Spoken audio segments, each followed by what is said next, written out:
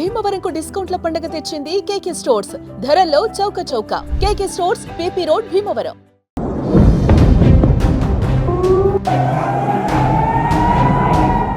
భారత్ దెబ్బకు పాకిస్తాన్ అతలాకుతలమవుతుంది. అర్ధరాత్రి పాకిస్తాన్ చేసినటువంటి క్షిపణి డ్రోన్ల దాడులను కౌంటర్ అటాక్ ఇస్తూ పాకిస్తాన్ పైన విరుచుకుపడుతుంది భారత సైన్యం.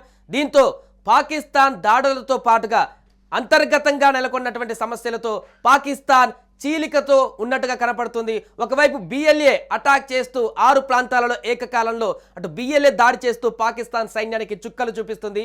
మరొక వైపు పాకిస్తాన్ సైన్యంలోనే అంతర్గత కలహాలు ఏర్పడ్డట్టుగా తెలుస్తుంది. పాకిస్తాన్లోని లాహోర్ రాజధాని ఇస్లామాబాద్లో దాడులు నిర్వహించింది భారత ఆర్మీ. ఈ నేపథ్యంలో పాకిస్తాన్ ప్రధాని షరీఫ్ దేశం విడిచి పారిపోయినట్టుగా కూడా తెలుస్తుంది. ఆయన ఇంటికి సమీపంలో 20 కిలోమీటర్ల డిస్టెన్స్లోనే ఒక మిసైల్ నిన్న దాడి జరగడం జరిగింది ఇక్కడి నుంచి. ఈ నేపథ్యంలో వెంటనే బంకర్లలో అతన్ని తీసుకువెళ్లి సేఫ్ ప్లేస్లో పెట్టినట్టుగా అక్కడి నుంచి విదేశాలకు కూడా తరలిస్తున్నట్టుగా కూడా ఒక సమాచారం అయితే అందుతుంది.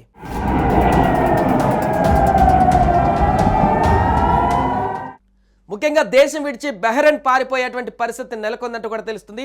అటు బలూచిస్తాన్ కూడా పాకిస్తాన్ పైన దాడులకు పాల్పడుతుంది. ఈ క్రమంలో Pakistan army chief Asim Munir arrest అయినట్టుగా సామాజిక మాధ్యమాలలో వార్తలు వస్తున్నాయి. ఇందుకు సంబంధించినటువంటి ఒక వీడియో కూడా ప్రస్తుతం వైరల్ అవుతుంది. మరోవైపు పాకిస్తాన్ ప్రధాని ఇతర ఆర్మీ అధికారులతో కలిసి బహ్రెయిన్ పారిపోతున్నట్లు సమాచారం అందుతుంది.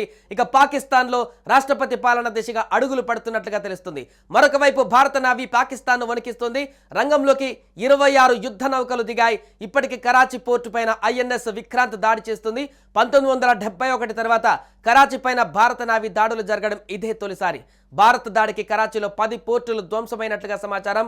ఇక పాకిస్తాన్లో అంతర్గత కలహాలతో పూర్తిగా అక్కడున్నటువంటి ప్రజలు కూడా నిరసన చేసేటువంటి పరిస్థితి. పీటీఐ పార్టీకి సంబంధించినటువంటి ఇమ్రాన్ ఖాన్ పార్టీకి సంబంధించినటువంటి కార్యకర్తలు నేతలందరూ కూడా రోడ్ల మీదకి వచ్చి నిరసన చేస్తున్నారు. ప్రధాని షహబాజ్కు వ్యతిరేకంగా నినాదాలు చేస్తున్నారు. సైన్యానికి వ్యతిరేకంగా నినాదాలు చేస్తున్నారు. సో పూర్తిగా అక్కడ ప్రజలు, మిగతా పార్టీ నేతలు, బిఎల్ఏ ఇట్లా అంతర్గత సమస్యలతో ఒకవైపు భారత్ చేస్తున్నటువంటి కౌంటర్ అటాక్స్, అదేవిధంగా పాకిస్తాన్ సొంత దేశంలోనే ప్రజల నుంచి మద్దతు లేక తీవ్ర గందరగోళ పరిస్థితులు నెలకొన్నట్టుగా కనపడుతున్నాయి పాకిస్తాన్లో. ఈ నేపథ్యంలోనే ఎవరి దారి వారు చూసుకుంటున్నట్టుగా కనపడుతుంది. పాక్ ఆర్మీ అధినేత అదేవిధంగా ప్రధాని కూడా దేశం విడిచి పారిపోయేటువంటి ప్రయత్నం చేస్తున్నట్టుగా కూడా ఒక అప్డేట్ అయితే మనకు కనిపిస్తుంది.